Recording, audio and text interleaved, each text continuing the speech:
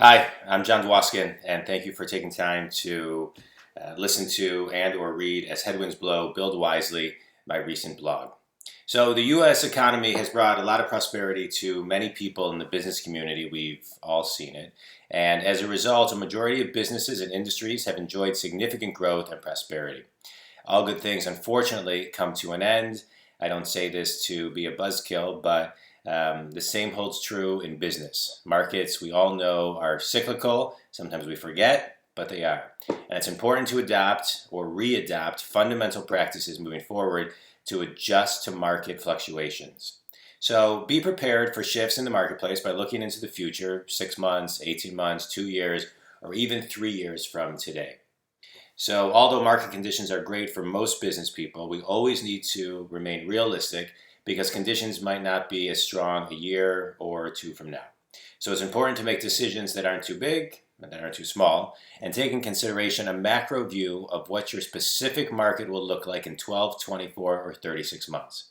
This is also a reminder to think long term about your business plan and how you are building for the ages. So I put together some questions that I want you to ask yourself as you plan out your next 1, 3, 5, and 10-year business plan. Number one, what will become a commodity in my business within the next 3 years? Question number two, how many competitors will we have in 3 to 10 years? You know, back in my internet days, I remember my partners and I met with Borders Books, and they believed that Amazon was just a passing thing. And they never saw Amazon coming, that, in my opinion, ultimately put them out of business. So pay attention to where your competitors are coming from.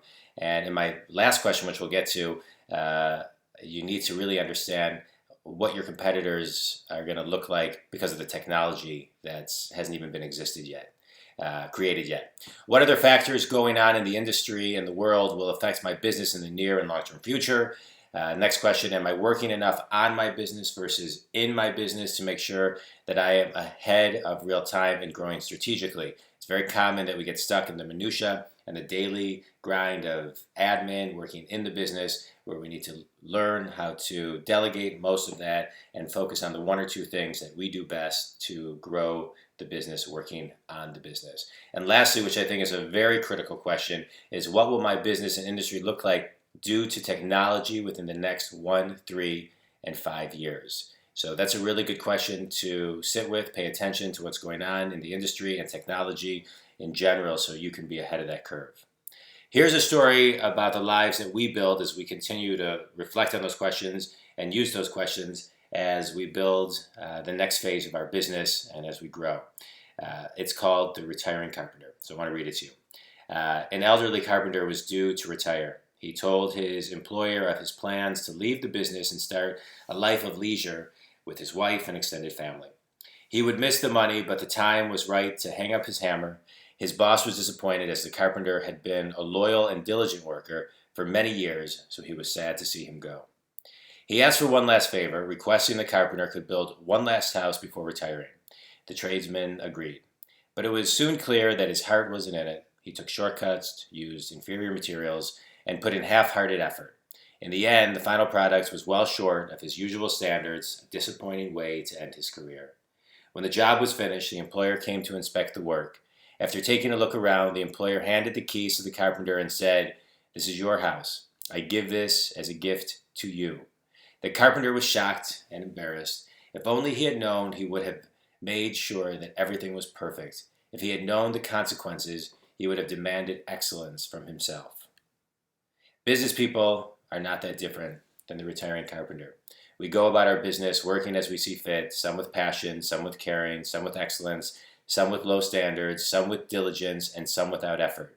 We are all in the process of building our own lives. If you're not happy with what you see, perhaps it's a direct consequence of what you've been building over the years. Build wisely.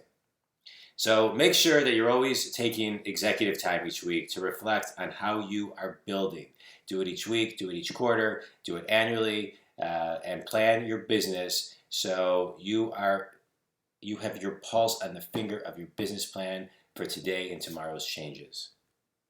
I'm John Dwoskin. This has been As Headwinds Blow, Build Wisely. I'm the CEO and founder of the John Dwoskin Experience, executive advising and business coaching. You can always reach me directly on my cell phone at 248-535-7796. Enjoy future blogs. Feel free to share this blog. And if you need me, don't hesitate to call me. Have a great day and think big.